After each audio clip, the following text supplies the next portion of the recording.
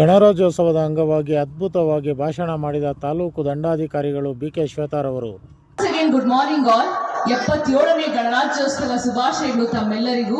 ಇಂದಿನ ಈ ಕಾರ್ಯಕ್ರಮಕ್ಕೆ ಆಗಮಿಸಿರುವಂತಹ ಎಲ್ಲಾ ತಾಲೂಕು ಮಟ್ಟದ ಅಧಿಕಾರಿಗಳಿಗೂ, ಕಂದಾಯ ಇಲಾಖೆಯ ಕಾರ್ಯವೃಂದಕ್ಕೂ ಹಾಗೂ ಪೊಲೀಸ್ ಇಲಾಖೆಯ ಕಾರ್ಯವೃಂದಕ್ಕೂ, ಶಿಕ್ಷಣ ಇಲಾಖೆಯ ಕಾರ್ಯವೃಂದಕ್ಕೂ ಹಾಗೂ ಎಲ್ಲಾ ಬ್ಯೂಟಿಫುಲ್ ಫೇಸಸ್ ಚಿಲ್ಡ್ರನ್ಸ್ ಓರಿಯರ್ ತಮ್ಮೆಲ್ಲರಿಗೂ, ಅದೇ ರೀತಿ ಚೇಳೂರಿನ ಎಲ್ಲ ನಾಗರಿಕರಿಗೂ ಹಾಗೂ ನನ್ನ ಪ್ರೀತಿಯ ಮಾಧ್ಯಮ ಮಿತ್ರರಿಗೂ ಸ್ವಾಗತ ಸುಸ್ವಾಗತ. ಇಂದು 1950ನೇ ಇಸ್ವಿಯಲ್ಲಿ ನಾವು ನೀವೆಲ್ಲರೂ ಕಾನ್ಸ್ಟಿಟ್ಯೂಷನ್ ದಟ್ ಈಸ್ ಸಂವಿಧಾನವನ್ನು ಅಳವಡಿಸಿಕೊಂಡಂತಹ ಜಾರಿಯಾದಂತಹ ದಿನ, ಅಂದಿನ ಜಾರಿಯಾದ ದಿನವನ್ನೇ ನಾವು ನೀವೆಲ್ಲರೂ ಗಣರಾಜ್ಯವನ್ನಾಗಿ ಆಚರಿಸ್ತಾ ಇದ್ದೇವೆ. ನಮಗೆ 1947ರಲ್ಲಿ ಸ್ವತಂತ್ರ ಬರುತ್ತೆ. ಬಟ್ 1950ರಲ್ಲಿ ಕಾನ್ಸ್ಟಿಟ್ಯೂಷನಲ್ ಫ್ರೀಡಮ್, ಸಾಂವಿಧಾನಿಕ ಸ್ವತಂತ್ರ ಸಿಗುತ್ತೆ ಅಂತಾನೆ ಹೇಳ್ಬೋದು. ಈ ಸಾಂವಿಧಾನಿಕ ಸ್ವತಂತ್ರದ ಹಿಂದೆ ಎಷ್ಟೋ ಮಹನೀಯರ ಮೇಧಾವಿಗಳ ಶ್ರಮ, ಪರಿಶ್ರಮ, ಕನಸು ಕೂಡಿದೆ ಅಂತಾನೆ ಹೇಳ್ಬೋದು. ಅದರಲ್ಲಿ ಬಹು ಮುಖ್ಯವಾದಂತವರು ನಮ್ಮ ಅಂಬೇಡ್ಕರ್ ಸರ್ ಅವರು ಹಾಗೂ ಅವರ ತಂಡ ಎಷ್ಟೋ ಶ್ರಮದ ಹಿನ್ನೆಲೆಯಲ್ಲಿ ರಚನೆ ಆದಿದ್ದು ಕಾನ್ಸ್ಟಿಟ್ಯೂಷನ್.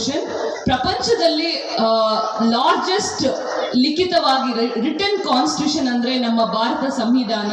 ಇಂದಿಗೂ ಅಂದು 1950ರಲ್ಲಿ ರಚನೆ ಆದಂತಹ ಸಂವಿಧಾನ ಇಂದಿಗೂ ರಿಲೆವೆಂಟ್ ಆಗಿದೆ. ಅದಕ್ಕೆ ಬಹುಮುಖ್ಯ ಕಾರಣವೇನೆಂದರೆ ಅದನ್ನು ನಾವು ನೀವೆಲ್ಲರೂ ಅಳವಡಿಸಿಕೊಂಡು ನಮ್ಮ ಸಮಾಜದಲ್ಲಿ, ಜಾಗತಿಕ ಮಟ್ಟದಲ್ಲಿ, ಆರ್ಥಿಕ ವ್ಯವಸ್ಥೆಯಲ್ಲಿ ಆಗ್ತಿರುವಂತ ಎಲ್ಲಾ ಬದಲಾವಣೆಗಳಿಗೂ ಅಳವಡಿಸಿಕೊಂಡು ನಾವು ಮುನ್ನಡೆತಿದ್ದೇವೆ. ಅದೊಂದೇ ಅಲ್ಲ, ನಮಗೆ ಸಂವಿಧಾನ ಬಂದಾಗ, ಸ್ವತಂತ್ರ ಬಂದಾಗ ತುಂಬಾ ದೇಶಗಳು ಹೇಳುತ್ತೆ ಅಂದ್ರೆ ನಮ್ಮ ಭಾರತದಲ್ಲಿರುವಂತಹ ವ್ಯತ್ಯಾಸಗಳು, ನಾವು ವೈವಿಧ್ಯತೆ ಅಂತ ಹೇಳ್ತೇವೆ, ಬಟ್ ತುಂಬಾ ದೇಶಗಳನ್ನ ಅದನ್ನ ವ್ಯತ್ಯಾಸ ಅಂತ ಹೇಳುತ್ತೆ. ಈ ವ್ಯತ್ಯಾಸಗಳ ಮಧ್ಯೆ ಭಾರತಕ್ಕೆ ಸ್ವತಂತ್ರ ಆಗ್ಬೋದು, ಗಣರಾಜ್ಯವಾಗ್ಬೋದು, ತುಂಬಾ ದಿನ ನಿಲ್ಲೋದಿಲ್ಲ ಅಂತ ಹೇಳ್ತಾರೆ. ಬಟ್ ಅದನ್ನ ನಾವು ಚಾಲೆಂಜ್ ಆಗಿ ಸ್ವೀಕರಿಸಿ, ವೈವಿಧ್ಯತೆಯಲ್ಲಿ ವ್ಯತ್ಯಾಸ ಇಲ್ಲ, ಏಕತೆ ಇದೆ ಅಂತ, ಎಲ್ಲ ಧರ್ಮ, ಮತ, ಯಾವುದೇ ಭೇದ ಭಾವ ಇದ್ರೂ ನಾವೆಲ್ಲರೂ ಒಂದು ಭಾರತೀಯರು ಎಂದು ನಾವು ಮುಂದೆ ಸಾಗ್ತಿದ್ದೇವೆ. ಅದರಿಂದನೇ ನಮ್ಮ ಸಂವಿಧಾನಕ್ಕೆ ಅರ್ಥ ಸಿಕ್ಕಿದೆ ಅಂತಾನೆ ಹೇಳ್ಬೋದು.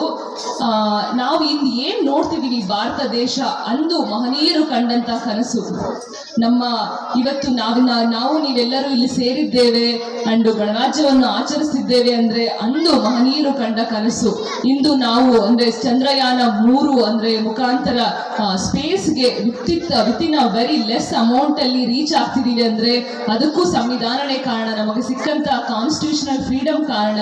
ಅದೇ ರೀತಿ ನಮ್ಮ ಮುಂದೆ ಕಾಣುವಂತ ಸ್ವತಂತ್ರ ನೋಡೋದಾದ್ರೆ, ನಿಮ್ಮೆಲ್ಲರಿಗೂ ಈಗ KPS ಶಾಲೆಯಲ್ಲಿ ಇಂಗ್ಲಿಷ್ ಮೀಡಿಯಂ ಇದೆ, ಅದು ಬಿಕಾಸ್ ಆಫ್ ಕಾನ್ಸ್ಟಿಟ್ಯೂಷನ್ ಅಂತಾನೆ ಹೇಳ್ಬೋದು.